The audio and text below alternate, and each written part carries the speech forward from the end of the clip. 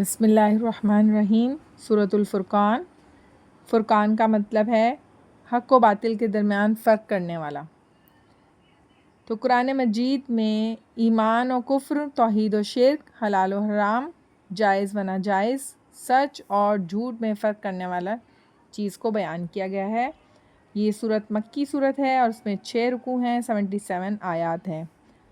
تو اس صورت کے اندر قرآن مجید کے وحی الہی ہونے پر جو اعتراضات ہیں ان کو اس کا واضح طور پر جواب بتایا گیا ہے۔ اس کے علاوہ اس صورت میں قرآن مجید کا اصل مقام اور مرتبہ بتایا گیا ہے، اور قرآن پر ایمان لانے والے جو لوگ ہیں وہ دنیا اور آخرت دونوں میں کامرانی اور اس کی بشارت دی گئی ہے۔ اس صورت کے آخر میں اللہ تعالیٰ نے اپنے نیک بندوں کی جو اوصاف ہیں ان کو نہایت تفصیل سے بیان کیا ہے کہ وہ زمین پر عاجزی اور انکساری کے ساتھ چلتے ہیں، جاہل لوگوں سے بحث و تکرار نہیں کرتے، راتوں کو اللہ تعالیٰ کے حضور قیام، سجود اور دعائیں کرنے کو ترجیح دیتے ہیں، اور اخلاقی جو برائیاں ہیں ان سے بچنے کی ہر ممکن کوشش کرتے ہیں۔ چلتے ہیں اب اس کے مشقی کام کی طرف۔ ہمارے پاس سوال ہے، درست جواب کی نشاندہی کیجیے۔ حق و باطل کے درمیان فیصلہ کرنے والا معنی ہے فرقان کا۔ سورۃ الفرقان کے آخر میں صفات بیان کی گئی ہیں رحمان کے بندوں کی۔ قرآن مجید نازل کیا گیا تمام جہانوں کے لیے۔ رحمان کے بندے زمین پر چلتے ہیں عاجزی کے ساتھ۔ اللہ تعالیٰ کے نزدیک خاص مقام ملتا ہے اچھے کردار سے۔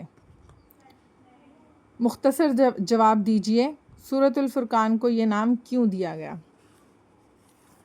اس کا جواب ہے، فرقان کا معنی ہے حق و باطل کے درمیان فیصلہ کرنے والا۔ اس سورت کی پہلی آیت میں قرآن مجید کو فرقان نام دیا گیا ہے، یعنی حق اور باطل کے درمیان فیصلہ کرنے والی کتاب۔ اسی مناسبت سے اس سورت کا نام سورۃ الفرقان رکھا گیا۔ سوال نمبر 2 ہے، سورۃ الفرقان کا مرکزی مضمون لکھیں، اور اس کا جواب ہے سورۃ الفرقان کا مرکزی مضمون اسلام کے بنیادی عقائد کا اثبات اور کفار کے اعتراضات کا جواب ہے۔ سوال نمبر 3 ہے، سورۃ الفرقان کے اہم علمی و عملی نکات میں سے 2 تحریر کیجیے۔ اس کے علمی اور عملی نکات یہ ہیں، ان میں سے آپ کوئی سے بھی لکھ سکتے ہیں۔ قرآن مجید حق اور باطل میں فرق کرنے والا کلام ہے جو تمام جہانوں کے لیے نازل کیا گیا ہے۔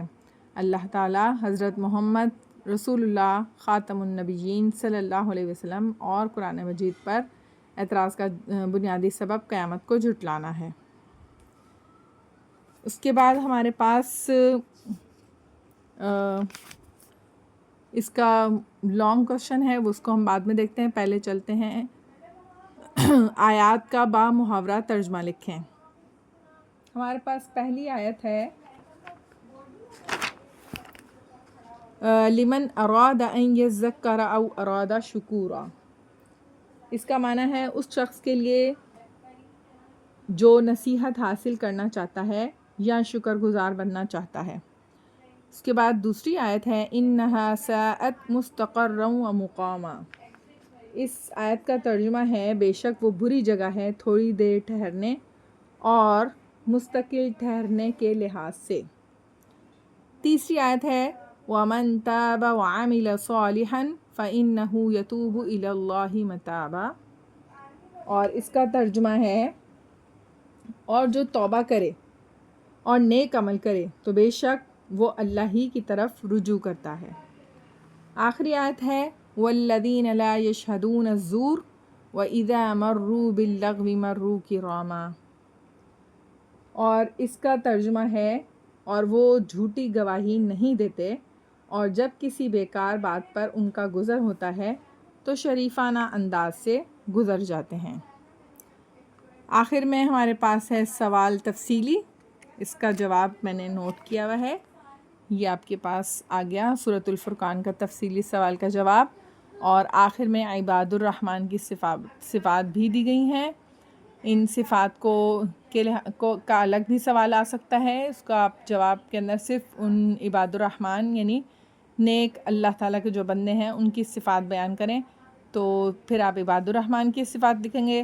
اگر سورۃ الفرقان کا تفصیلی نوٹ آ گیا تو پھر یہ آپ مکمل یہ والا نوٹ تحریر کریں گے.